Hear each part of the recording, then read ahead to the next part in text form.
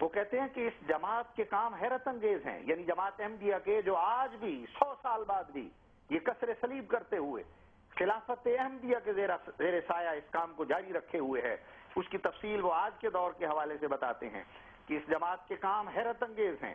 احمدیوں نے اپنا قلم اور آواز مختلف زبانوں میں احیاء اسلام کے لیے استعمال کی ہے اور مشرق و مغرب میں اپنے اموال خرچ کر کے اپنے عقائد پھیلائے ہیں۔ چنانچہ یہ جماعت بہت اہمیت حاصل کر چکی ہے۔ ایشیا، یورپ، امریکہ اور افریقہ میں ان کے تبلیغی مراکز قائم ہو چکے ہیں۔ یہ مراکز علمی و عملی رنگ میں تو عیسائیوں کے مراکز کے ہم پلہ ہیں، لیکن اپنے اثرات اور کامیابی کے لحاظ سے عیسائیوں کو ان سے کوئی نسبت نہیں ہے۔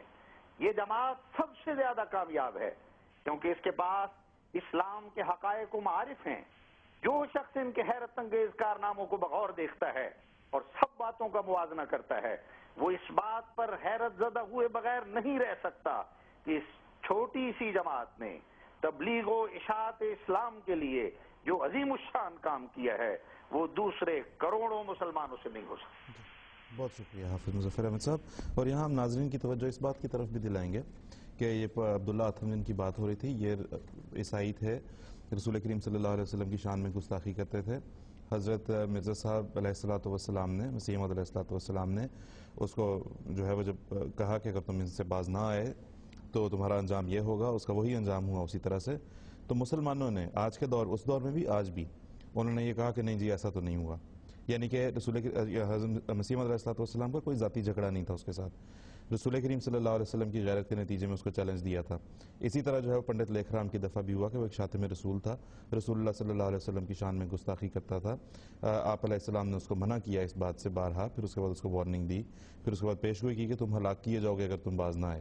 وہ رسول کریم صلی اللہ علیہ وسلم کی گستاخی سے باز نہ آیا، اس کا انجام وہی ہوا جو کہ اللہ تعالیٰ نے حضرت مسیح موعود علیہ السلام کو بتایا تھا۔ لیکن اس پر بھی حضرت مسیح علیہ السلام پہ جو الزامات لگے ان میں گواہی دینے کے لیے مسلمان عدالتوں میں گئے، محمد حسین بٹالوی صاحب عدالتوں میں گئے۔ تو یہ بھی دیکھیں کیسی نفرت کی انتہا ہے کہ جہاں پہ اسلام کی فتح ہوتی ہے وہاں پہ بھی اپنی اندھی مخالفت میں حضرت مرزا صاحب علیہ السلام کی مخالفت جو ہے اور ان کے خلاف کذب اور افطرا گھڑنے سے باز نہیں رہتے یہ لوگ۔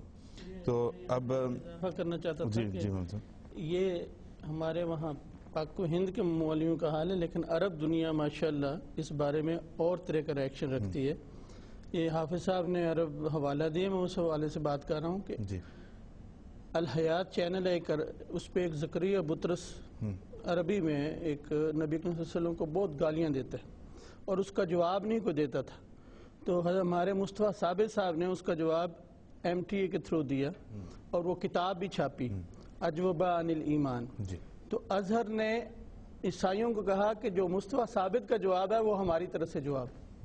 بہت اچھا، بہت شکریہ جزاک اللہ۔ اور اس سے پہلے کہ ہم اپنے